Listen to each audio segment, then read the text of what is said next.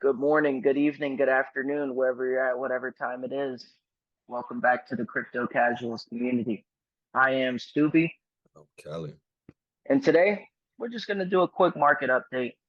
You know, just discuss a few things. Obviously, with the current position of the market, Bitcoin hovering around $35,000, we've broken the yearly resistance of $31,500 for the first time. Honestly, this is the first time that we've broken over these levels in 18 months. We've been in this accumulation zone. Now, one thing that's interesting about that is that some of the altcoins in the market have not set a new yearly high, although Bitcoin has, like for instance, Cardano.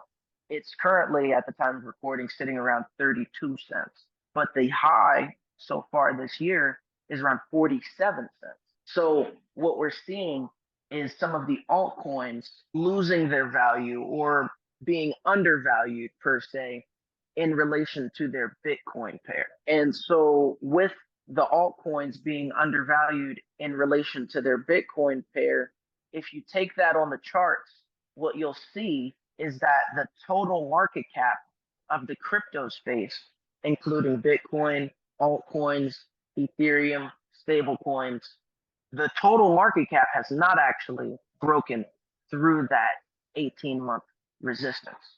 So, with understanding that the total market cap as of right now is not at yearly highs the same way that Bitcoin is, so understanding that as of right now, with the total market cap not being at its yearly highs, same or similar to what Bitcoin is at, pairing that with the fact that altcoins are undervalued in relation to their Bitcoin pair, one would come to the understanding that Bitcoin being at the price that it's at could be attributed to people converting or selling their altcoins and using that liquidity to buy Bitcoin.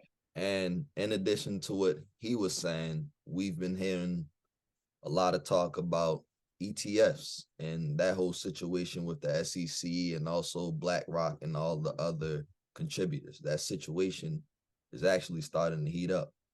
Over the recent months, crypto as a space, it kind of slowed down as far as action. Even the market itself was just stagnated, a lot of ups and downs, not really nothing exciting. But there was a recent pump in Bitcoin.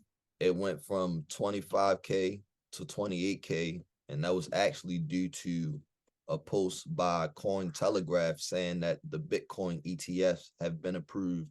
And as a result of that, other well-known crypto entities started posting that same news, which was false, and that caused Bitcoin to pump from 25 to 28K.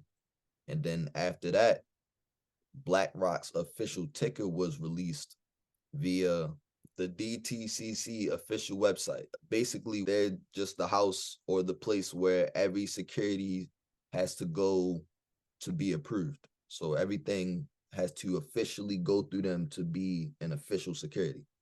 And as a result of that, Bitcoin pumped from about 28K to where it is now, which is 35K. So with Bitcoin being at the price that it's at right now, which is around 35K, this is a sign that the sharks are here. It's no longer a matter of are they coming? The billionaires and the multimillionaires are here. The Michael Saylors are here. The Larry Finks are here. The Kathy Woods are here. And with Bitcoin having a supply that cannot be manipulated by the people in power, if you will, it's something that can't be manipulated. The supply can't be manipulated by anybody or any country or any nation. But with Bitcoin's supply being unable to adjust to the demand shock coming in from these billionaires and these asset managers, ultimately, what we've seen is a recent flight to Bitcoin. And this is people trying to front run Wall Street because as soon as an ETF actually gets approved and launched, there's no longer going to be front running Wall Street because now Wall Street will be actively playing the game. So over the next 4 to 6 months leading up to the halving, it's going to be a very interesting sight to to see as far as what Bitcoin's price action is going to do. We could see consolidation, choppiness. We could see a rise up to 35K. We could see a retest of 31.5. And if we break below 31.5, maybe we go back to 28 or 25. But if an ETF gets approved, those lower numbers are out of the window. So as far as where the market stands right now, everybody's kind of just waiting because they've bought the rumors. So some could be looking to sell the news, or they're waiting for the news to come out so that they can sell at that point. I don't think you guys really understand what he's trying to tell you. Bitcoin is like the top prize. It's the most rare thing that you could find, the most valuable. And now all of the big sharks, all of the hungriest things are coming to get at this little thing more than ever. So with the speculation of the Bitcoin ETF being approved in, let's say, the next year, it's more than likely to happen. And with that being the case, right now is the best time in your life, in anybody's life, that there will be, or the last best chance you will have to really get your hands on Bitcoin and get the best bang for your buck. I can't stress that enough. Yeah, that's very important. I'm glad that you said that. And I'm going to actually add on to that. And the importance of what Kelly is saying is that with Bitcoin, unlike any other asset class, unlike jewelry, unlike real estate, unlike equities, with Bitcoin in particular, the only privilege that is associated with Bitcoin is the cost of acquisition, the price that you bought it at. With real estate, if I find an opportunity to buy an apartment complex with a good deal, I have to keep that deal on the low or on hush because there are other sharks in the real estate market that have more capital than I do, that have more connections than I do, that can take that deal if they find that I have that deal before I execute it. With Bitcoin, that is eliminated. The only privilege associated with buying Bitcoin is the cost that you pay to buy it. And the prices that we're looking at now, we'll never see again if an ETF is approved. And we are at the point where individuals, with far more industry experience than even myself or Kelly here, are saying that there's a 90+% chance of the ETF being approved by January. So when these inflows of capital come into Bitcoin, we're not going to see these prices again. So I could only recommend to get your hands on whatever Bitcoin you could. And that is not financial advice.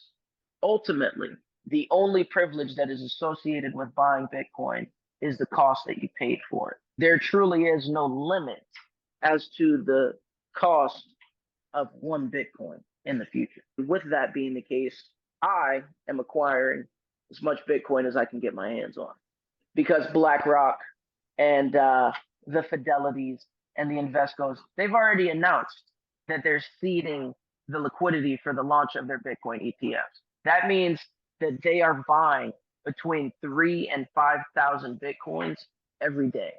There's less than 2 million Bitcoin that are held on exchanges. 2 million, less than 2 million Bitcoin that are held across exchanges. So if you take the amount of Bitcoin that the BlackRocks and the Invescos and Fidelities are buying to seed the liquidity for their ETFs, they're going to buy every Bitcoin that's available to be bought within the next 18 months if they continue doing what they're doing, because the supply cannot be manipulated.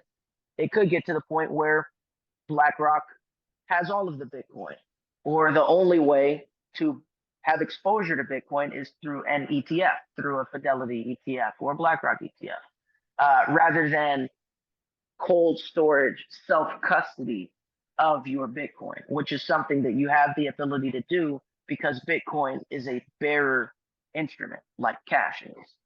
And because I'm not a financial advisor, I won't sit here and tell you buy as much of it as you can right now, but I can tell you to do as much research as you can. And that'll lead you to your own decision.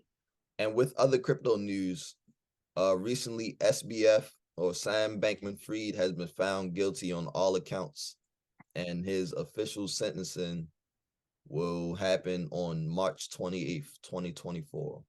he's actually facing up to a max of 115 years in prison. So if you guys don't remember, Sam Bankman-Fried was actually the creator of FTX and Alameda Research. Last year and going into this year, he was found guilty of embezzling customer funds, him and a lot of his higher counterparts. He finally got charged for that. At the height of his scandal, he was being accused of embezzling up to $50 billion in customer funds. But that was proved to be distrue. It was actually more around the lines of, since then, a lot of customer funds have been recovered. A losses total around 10 billion as of now. So ultimately, with the sharks and the whales coming in to buy all of the Bitcoin that's available to be bought, and the bad actors like SBF, we're at a point in time where the best thing that you could do is take custody of your assets. Because eventually you won't have the option to take custody of your assets, realistically. The only option would be to have an asset manager custody your assets. So with that, not your keys, not your crypto. None of this was financial advice. Thank you for tapping in. Peace. Peace.